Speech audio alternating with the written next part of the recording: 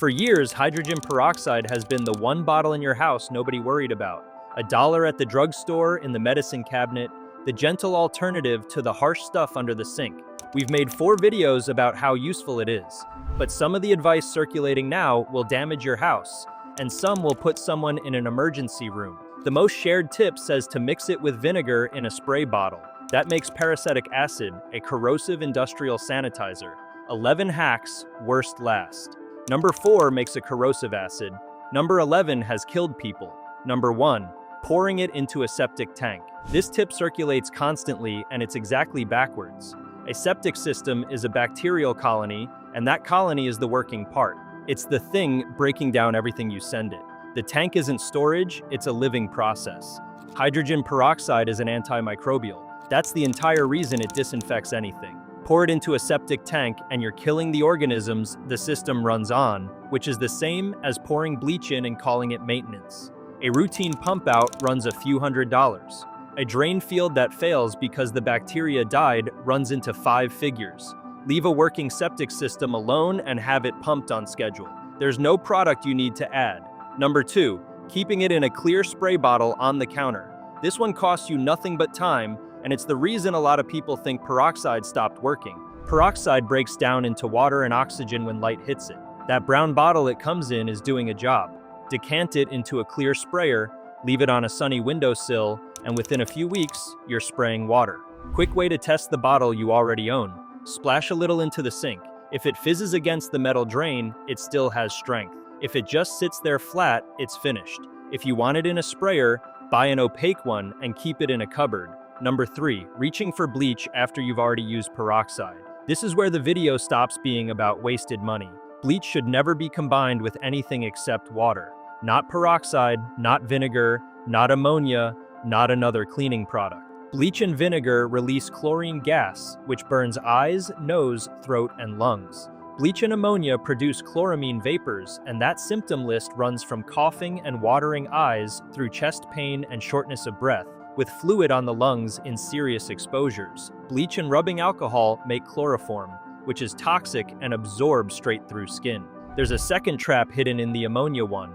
A lot of glass and window cleaners contain ammonia, and don't put the word anywhere you'd notice. Do the windows, then reach for a bleach spray on the same sill, and you've made that mixture without ever reading it. And this almost never happens on purpose.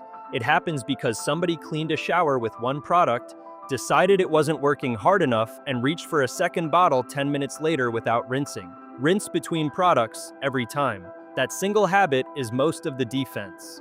Now, before the rest of the list, it's worth knowing what this stuff actually is, because everything from here comes out of the same property. Hydrogen peroxide is water carrying 1 extra oxygen atom, and that atom is unstable. It wants to leave. When it does, it oxidizes whatever it's touching, and that reaction is the fizzing you see.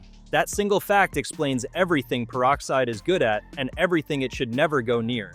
It's why it disinfects, because oxidation destroys bacteria and viruses. It's why it lifts blood and wine out of a shirt, because it tears apart the colored compounds. And it's why it does nothing at all to an oil stain, because oil isn't the kind of molecule it can attack. It's also why it turns dangerous in the wrong places. Something that oxidizes bacteria will oxidize the living tissue in a wound. Something that kills a bacterial colony will kill the one in your septic tank. And something that releases oxygen gas will keep releasing it inside a sealed container or inside a stomach. Everything from here is that same chemistry, pointed at something that couldn't take it. Number 4, the peroxide and vinegar super cleaner. Back to the one from the opening, because it deserves the detail. Both bottles sit under almost every sink in the country. Both get marketed as the gentle, natural alternative to harsh chemicals, which is exactly why this tip spreads, because it sounds like the safe option. Combining them in one container makes peracetic acid, also written as peroxyacetic acid. It's used as a sanitizer in food processing plants and medical facilities, and it's corrosive to the eyes, the skin, and the respiratory tract. Those are the precautions you take around a workplace chemical, not something you keep beside your toothbrush. Now the useful part, because these 2 products do complement each other. Use them in sequence. Spray the surface with vinegar, wipe it, then spray with peroxide, wipe again.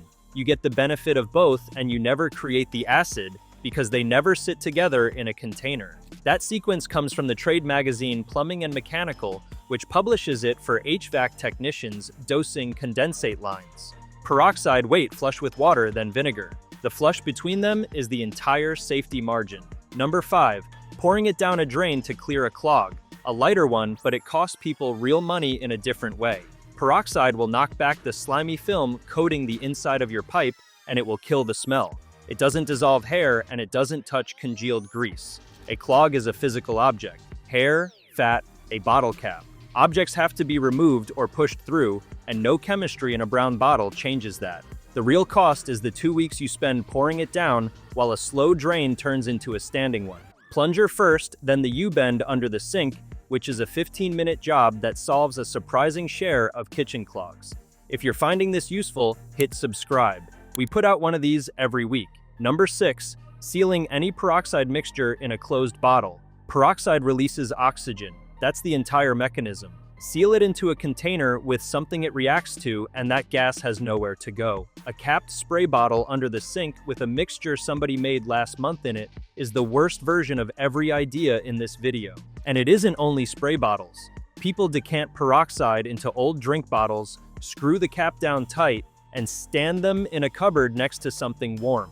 Warmth speeds the breakdown up, the pressure builds against a sealed cap, and the bottle deforms or splits. Never store a homemade mixture at all.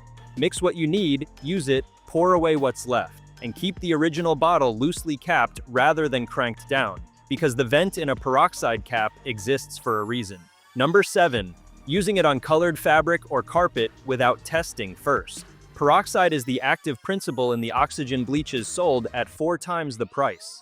That's why it lifts blood and wine and coffee. It's also why it lifts the dye out of a rug. Test on a hidden patch, every single time. A corner behind the sofa, the inside seam of a shirt. 90 seconds, and it's the difference between a clean carpet and a pale patch you'll be looking at for years.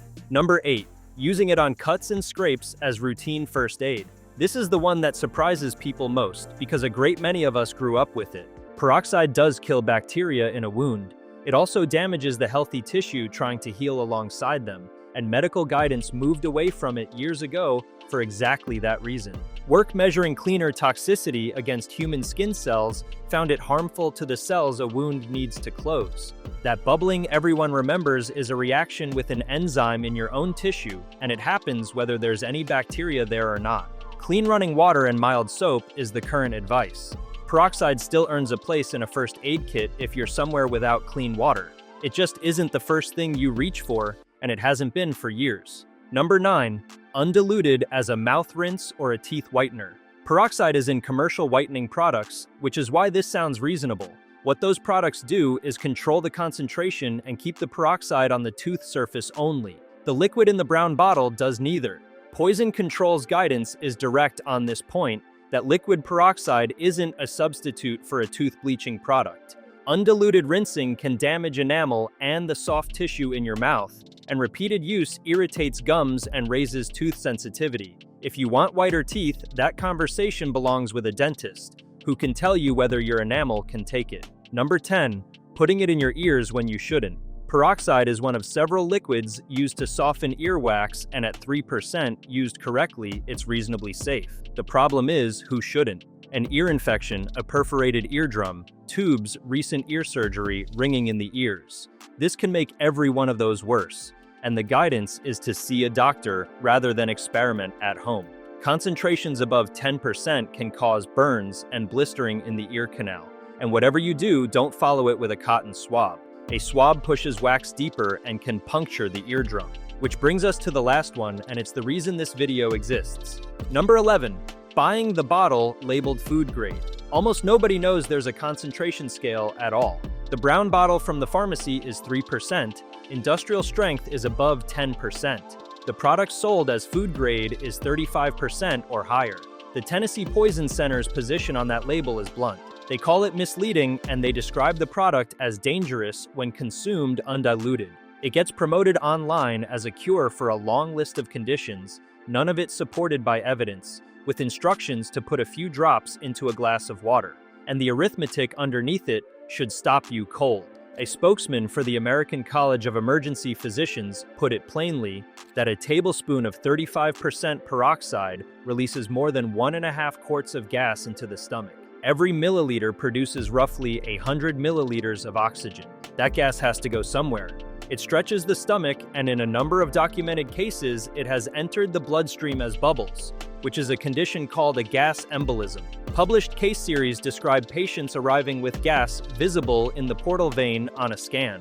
Some needed intubation and treatment in a hyperbaric chamber, the same equipment used for divers with decompression sickness. A review of these cases found close to 7% of people either died or were left with lasting disability. The doctor who worked on that review said the figures came out higher than anyone expected. Two more things on this one. Poison Control's guidance says never use hydrogen peroxide to induce vomiting. Not in children, not at any age. And this is the part that should decide it for anyone with grandchildren in the house. People who buy the concentrated product often keep it in the refrigerator, because that's where the instructions tell them to store it. In a fridge, in a plain bottle, it looks like water. Poison control literature records children and adults who swallowed it by mistake, and it records that some of them died. One published case involves a 12-year-old who drank concentrated peroxide left sitting in a drinking glass. Another involves a 3-year-old. Neither of them went looking for it. If there's a bottle of anything above 3% in your house, know exactly where it is, know what's in it, and get it out of the kitchen. That's the pattern running through all 11. Peroxide is a useful thing to own, and every problem on this list came from treating a specific tool as a general one. It disinfects surfaces, lifts organic stains, and kills biological growth. It doesn't dissolve clogs, it doesn't belong in a septic tank, it shouldn't be your first choice on a cut, and at 35%, it isn't a health product at all. The bottle you want is 3% in a brown container kept in a cupboard and used on things rather than on people. And if you take one habit out of this video, make it the rinse. One product at a time, rinse the surface, ventilate the room, and never store a mixture you made yourself. That covers you on every chemical accident on this list without having to remember a single reaction. If you ever mix cleaning products by accident and start feeling unwell, Poison Control is free, staffed around the clock, and the number is 1-800-222-1222. Write it somewhere. If you want the version of this that saves you money instead, we did 9 hydrogen peroxide uses, plumbers charge $300 for, and number 4 in that one is the toilet fix nobody knows about.